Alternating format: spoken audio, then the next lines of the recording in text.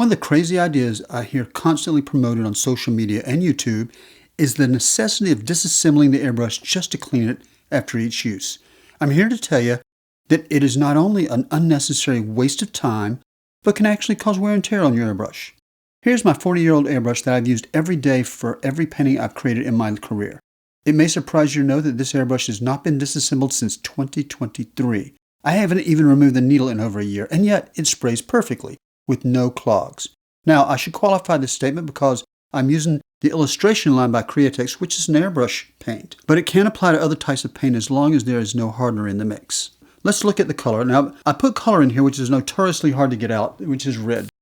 There it is. Notoriously difficult to clean out of your airbrush because it wants to reside in it. So here's what I do. To clean this airbrush completely, I go through 3 stages. 1, I fill the cup with water 3 times and spray it out. So I'll fill it up like that, and I'll go spray it out.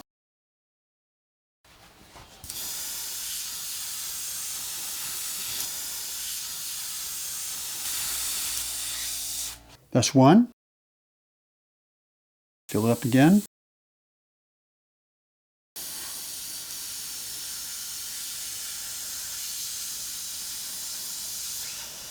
That's 2. Fill it up again. Halfway through the last spray out, I'll back flush the airbrush by pinching the nozzle with my fingers while pressing down on the air trigger, forcing the air back through the paint shell into the cup like this. You can see the bubbles going on. Some people call it back bubbling, but actually it's called back flushing. This agitates and loosens any stubborn pockets of paint hanging out inside the airbrush. Now, what I'm getting out now is just pretty much dirty water, but you still got that red component in it, which is exceedingly hard to difficult, especially if you're trying to switch to white. Next, I'll fill the cup with Windex or any glass cleaner with ammonia, but I don't spray it. No, you don't want to atomize ammonia. Why not? Because everything you atomize, you breathe, and you don't want to breathe in that stuff. I'll fill it all the way up there. There we go. Let's add a little more. Now, instead, the way to get this paint to be pushed through the airbrush, I'll push the paint through the airbrush by creating hydraulic pressure in a full cup. I'll allow the ammonia to sit in the airbrush for a few minutes, allowing the further dissolution of the contaminants before pushing a little more through at a time. You can see how the ammonia passes through the airbrush without atomizing. Now, ammonia doesn't work for paint types that are not dissolvable with ammonia, such as solvent-based paint or Createx Wicked. For them, you'll need to use a solvent or Restore by Createx. I'll also back flush it a little bit, like that. Pull the trigger back, no air. Push down on it like this, and you see I'm starting to get a little more contaminant coming out of it, but not so much red anymore. Okay? Now I'll simply add some white to the airbrush and run some of it through, but pausing every now and then to allow the white paint to dissolve the remaining contaminants inside the airbrush. The longer it sits, the better. Okay, just pour in a few drops. Just a few drops. Okay, I'll back flush that a little bit too, just to see what happens. And you can see I got a little bit of red still in it. You can see a little bit of contamination, just barely though, just barely in there. But essentially it's spraying white. I'll give it a few minutes though, because if I wait, what's going to happen is that white paint will dissolve the red or whatever contaminants in there, because white is also a good cleaner for airbrushes. Okay? A little more expensive than regular cleaner, but it's kind of the good last step toward cleaning your airbrush thoroughly. I'll let the airbrush rest for a couple of minutes. Let's try it again and see what we're getting out of here. I'm spraying white on white. Now, if I can't see any pink coming out of it, obviously the airbrush is clean. You can see pink right here. A little bit of contamination there, but you notice now when I'm spraying, let's go ahead and flood it really good.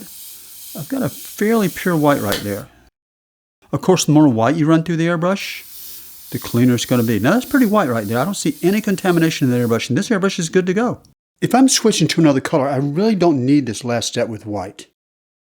If I want to store this airbrush for an extended period, say several months, I can simply fill it with water, like that.